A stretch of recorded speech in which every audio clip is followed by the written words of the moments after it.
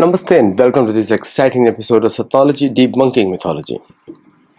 आप images सारे देख सकते हैं as I speak, so you'll see all the images. Thank you for subscribing to our channel जो हमारे subscribers हैं और जिन्होंने नहीं किया वो करें.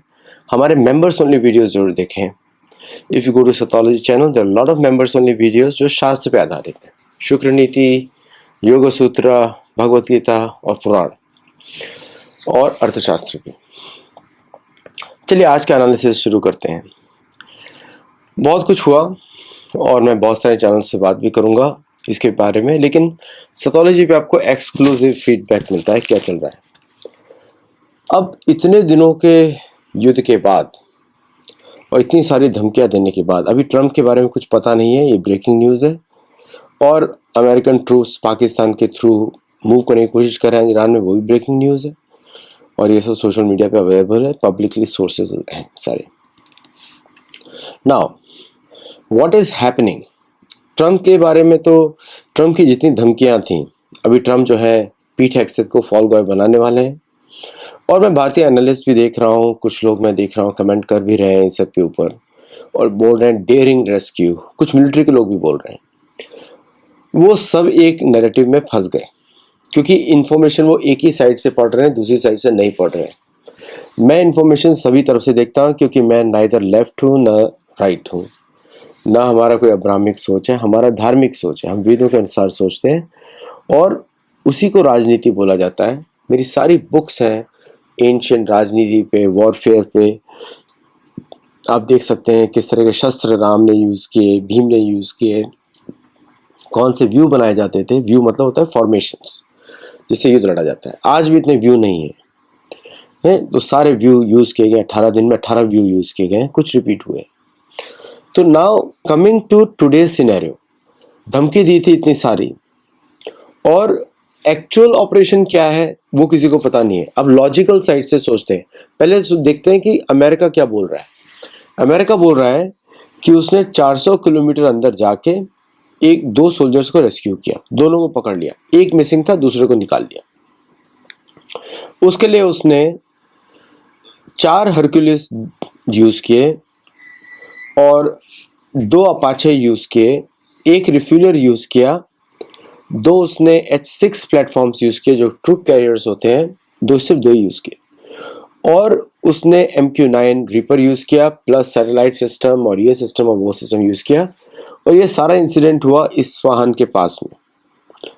और स्टोरी, अमेरिकन स्टोरी क्या है कि पायलट्स गिर गए. F-15 जब यूज़ करा तो उसको शूट किया गया तो पायलट्स नीचे आ गए और फिर वो एक तो बच गया, भाग के खुद ही आ गया बेस पे. कौन से बेस पे गया?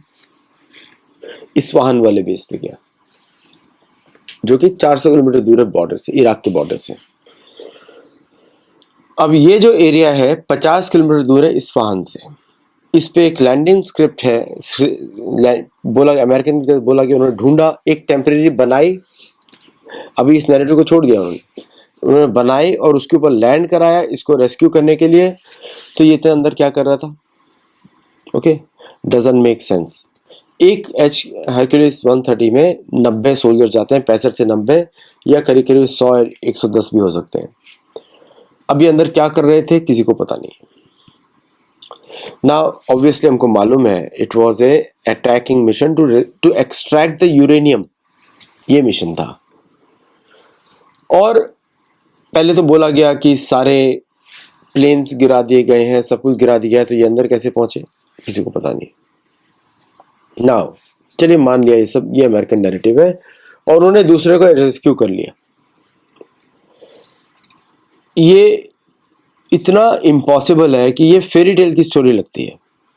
पहली बात तो इतना अंदर घुसे, एयर डिफेंसेस नहीं थे तो उन्होंने कैसे गिरा दिए प्लेन्स. ठीक है, अब ईरानियन साइड को सुनते हैं. ईरानी साइड का क्या है?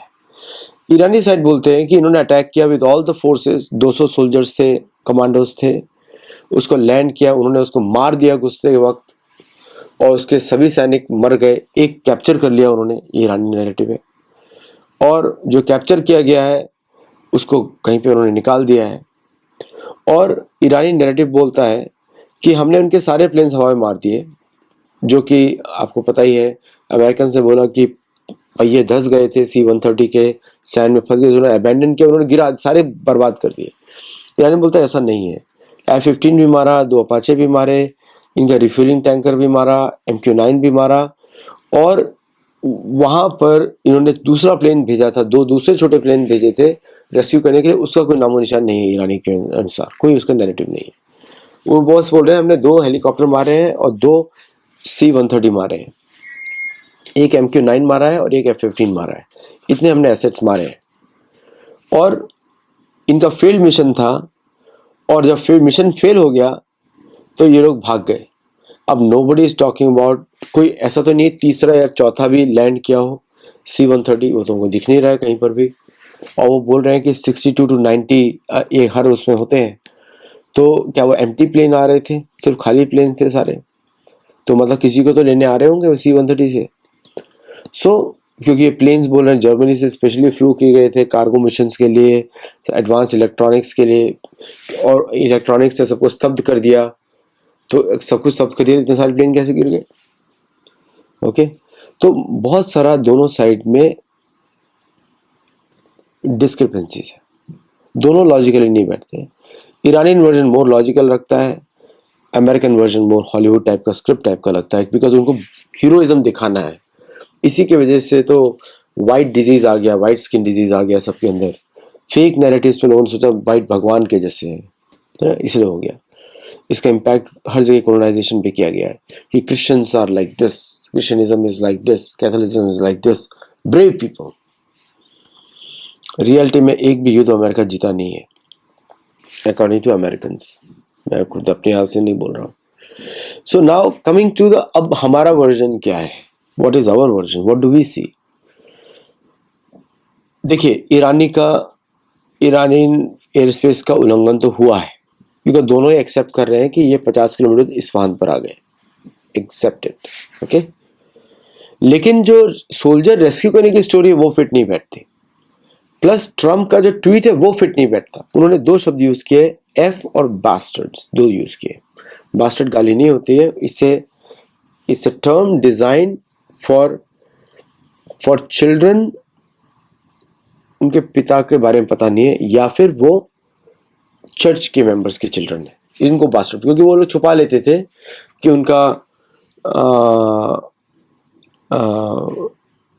उनका जो कि उनके बच्चे होंगे कांग्रीगेशन के थ्रू, तो इसलिए उनको बास्टर्ड बोल लिया जाता था। अगर उन्हें मान लिया तो होते थे गॉड्स चिल्ड्रन। दोनों बच्चे भी मेरी पत्नी उठी। अगर लड़की को बदनाम करना है, बच्चे को बदनाम करना है तो बास्टर्ड, या फिर अगर उसको एक्सेप्ट करना है तो गॉड्स चिल्ड्रन। इस तरह वो दोनों साइड खेल जाते हैं। तो पूरे नैरेटिव में जो हमारा एनालिसिस ये है कि प्लेन आए, फेल्ड ऑपरेशन था, उनका यूरेनियम एक्सट्रैक्शन का प्रोजेक्ट था, और जो प्लेन लैंड कर रहे थे ये एग्जिस्टिंग एयर स्ट्रिप है, अबैंडन थी, इसको इमरजेंसी में ईरानियन फोर्सेस यूज करती हैं, उन्होंने ऑलरेडी मैप कर लिया था यहाँ पे लैंड कराएंगे। लेकिन ये एक तरीके सा ईरानियंस को ये मालूम था कि लोग यहाँ पे आएंगे, उसको खुला छोड़ा गया था, पैसेज दिया गया था, और ये अंदर घुसते चले आए। इनको बॉर्डर पे भी मार सकते थे, इनको ट्रैप किया गया, वहां पे इनको गिराया गया। ओके, ये प्लॉसिबल ऑपरेशन है। और ये वहां पे जब फंस गए, निकलना मौका नहीं मिला, तो ये किसी भी तरह फायरिंग करके एक दूसरे को, अपने आप को मार के निकल गए।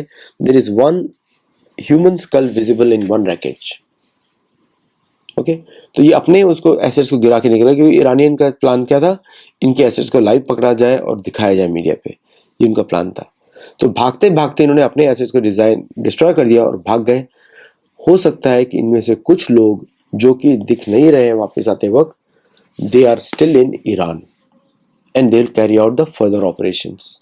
स्कैटर्ड हो गए होंगे, आसपास फैल गए होंगे, और जो F-15 के दो पायलट्स थे, उसमें से इन्होंने एक तो ऑलरेडी इस बेस पे आ गया था, उसको उन्होंने रेस्क्यू कर लिया, दूसरे को उन्होंने रेस्क्यू शायद किया आफ्टर द फील्ड मिशन। शायद इसलिए बोल रहा हूँ क्योंकि जितनी भी इमेजेस हैं, most of them are AI generated. AI की वजह से बहुत मुश्किल हो गया आइडेंटिफाई करना। You to rely on Grok and photo experts, और भी AI टूल्स से उनको डिपेंड करना पड़ता है to find out whether it's AI और नॉट। तो आप सब लोग भी ट्राई करिए। नाउ अब इसका ओवरऑल इम्पैक्ट युद्ध की तरफ से कैसे होता है? अभी अमेरिकन ने अपनी जीत डिक्लेयर कर दी है, दे आर हैप्पी। पीट हेग्सेथ ने जो बुरा काम किया था, 12 को फायर करके, वो उसने अपने आप को रिडीम कर लिया टेम्परेरीली। अब जो न्यूज़ आने वाला है ट्रम्प के बारे में, उसके बाद और भी कुछ डिसाइड होगा। अगर ट्रम्प हेल्दी हैं, वापस आएंगे, तो फिर इस ऑपरेशन को और जोर से कंटिन्यू किया जाएगा, so that this becomes a widespread message across the Iran. तो अमेरिका पाकिस्तान की तरफ से भी घुसेगा, कुर्दिस्तान की तरफ से भी घुसेगा और इराक से भी घुसेगा। There is no other option. और तीनों सिनेरियोज में वाइड स्प्रेड अमेरिकन ट्रूप्स की हानि होने की जरूरत है। अगर इन दोनों प्लेन से कुछ लोग बचे हुए हैं, आई एम एस्टिमेटिंग 100 लोग, क्योंकि थर्ड और फोर्थ प्लेन तो लैंड किया नहीं वहां पे। इसका मतलब ये सारे लोग अंदर ईरान के अंदर है। So now they will serve as a lightning pod for other operations of the United states.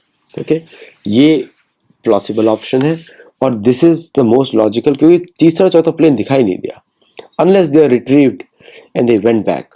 लेकिन ऐसा कोई इन्फॉर्मेशन नहीं है। पायलट रेस्क्यू की इन्फॉर्मेशन है, बट ये 100 लोग किधर गए, 150 लोग किधर गए, इसका इन्फॉर्मेशन नहीं है। ओके, डेफिनेटली मोर लॉसेज हुआ होगा बिकॉज प्लेन को गिराया गया है।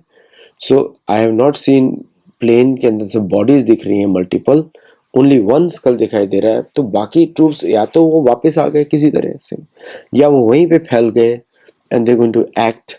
These are the eyes and ears of ground of the American troops. ये पॉसिबल ऑप्शन है।